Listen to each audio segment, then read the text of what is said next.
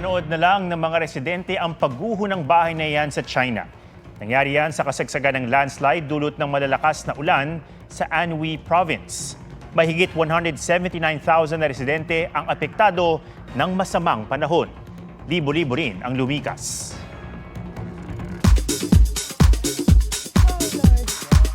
Matapos lumabas ang military, Jin ng BTS nagpahiwatig na maglalabas ng solo album. Ang ARMY nagbigay ng nickname sa new album ni Jin na KSJ1. K-drama star Byun Woo Suk na overwhelmed daw sa mainit na welcome ng Pinoy fans at namigay pa ng bulaklak. Kumusta? 안녕하세요, 감사합니다.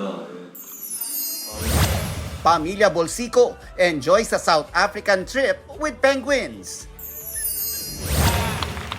Mystery feels ng upcoming Kapuso murder mystery series na Widow's War ipinatikim sa media launch. Promising din daw ang scenic views at intense plot ng series. Yes, totoo. Kasi most of our locations medyo malayo. Mga La Union, Bataan, Batangas. Napaka-challenging, pero okay yun. Gusto ko yun kasi at least very different from what I've played before. Nelson Canlas nagbabalita para sa GMA Integrated News.